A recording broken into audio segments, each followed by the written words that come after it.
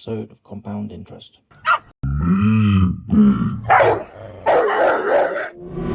Justus von Liebig, yet another German chemist, this time of Leibig condenser fame, one of the principal founders of organic chemistry and a member of the Royal Swedish Academy of Sciences.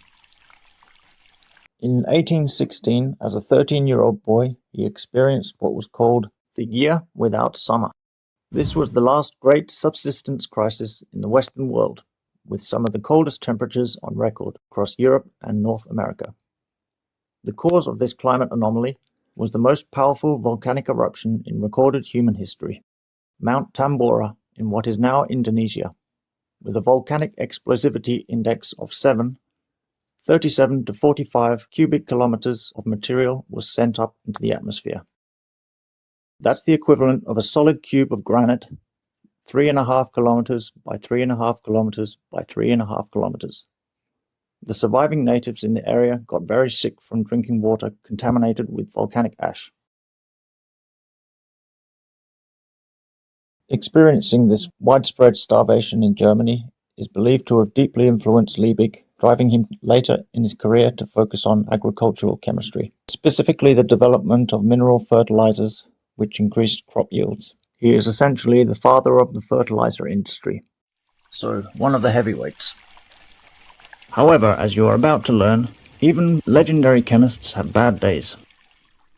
In April 1853, in his attempt to scale up the barking dog reaction, Justus von Liebig accidentally peppered the Bavarian royal family with glass shards. Seht Eure Majestät. The 7-foot glass cylinder he decided to use shattered, sending glass shards across the lecture hall, causing minor injuries to Queen Therese, her son, Prince Leopold, and Leibig himself. Meine demutige Entschuldigung. Fortunately, these injuries were only minor. The sheer volume of the gas mixture created a massive pressure wave that exceeded the glass's structural limits, causing it to detonate. This wasn't even a closed system. This is why chemists need to be mindful of the pressure rating on glassware when performing reactions under pressure or vacuum. When pressure-rated glassware fails or improper glassware is used, Traveling glassware. shards can be traveling at tens of meters to hundreds of meters per second in worst-case lab scenarios. This is why it is dangerous when people try to distill hydrogen peroxide under a vacuum, using standard AliExpress budget distillation equipment. People have done this and paralyzed themselves through having a glass shard enter through the stomach and lodge itself into the spine. This should only be performed by an experienced chemist with pressure-rated glassware and a blast shield. Either that or choose a safer route, such as slow evaporation in a large tray with a thin cloth or a towel resting on the surface to prevent dust breaking down the peroxide.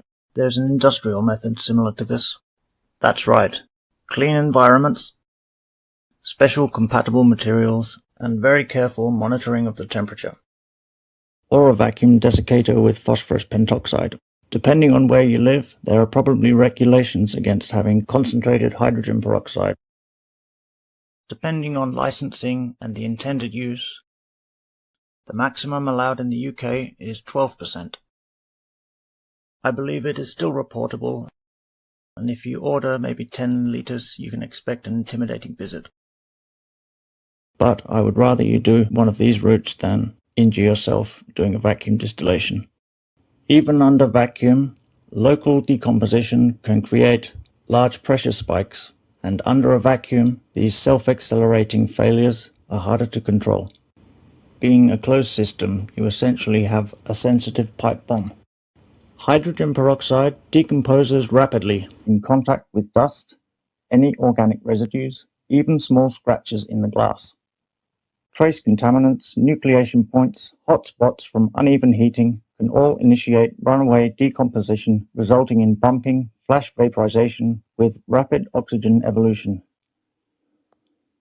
Vacuum lowers the boiling point, and although this makes it safer in one sense, it also means it can cause explosive boiling, violent foaming, enough to cause glassware to implode. When concentrating peroxide anywhere below 30%, implosion due to scratches or contaminated joints is more likely than an explosion. But these inward-bound shards of glass have to rebound or follow through, so it still sends out high-speed shrapnel. The best advice would be to use new, clean and unused, extra-thick glassware from a respected brand like Synthware. Round bottom flasks are going to be the strongest.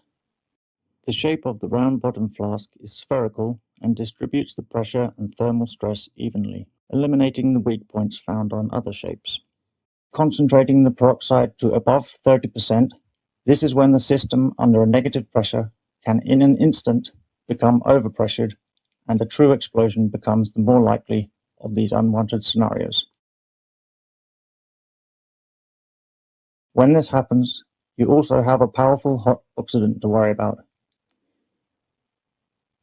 Concentrated hydrogen peroxide is corrosive, and contact with skin will cause painful burns, deep tissue damage. High exposure will likely cause permanent vision loss. Hot or not, hydrogen peroxide above 30% will ignite anything combustible. The room will be enriched with oxygen, further feeding and intensifying. Yeah, so this is an example of someone who would be using medical oxygen and smoking at the same time. And tell us about what we're seeing here. Definitely dangerous. Definitely dangerous. Many materials that are normally fire resistant will burn vigorously. PVC and other plastics, where the flame would normally go out by itself. Furniture with flame retardants. Oxygen laughs at flame retardants.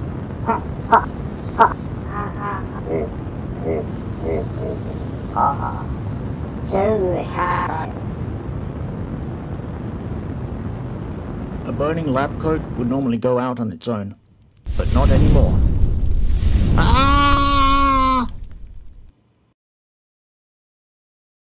Structural materials, even metals, anything that can burn, will burn with a vengeance.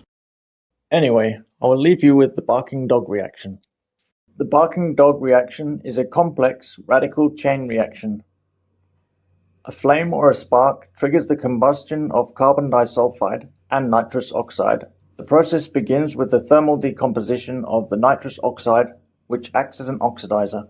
At high temperatures, the NO bond breaks to release a highly reactive oxygen radical. These oxygen radicals attack the carbon disulfide molecules, stripping away sulfur and creating a cascade of reactive intermediates, like sulfur oxide and carbon sulfide. These species continue to react with more nitrous oxide, sustaining the flame front. One nitrous oxide canister. One of these. Ideally, you want a 1-to-1 ratio of carbon disulfide vapor and nitrous oxide. Now then.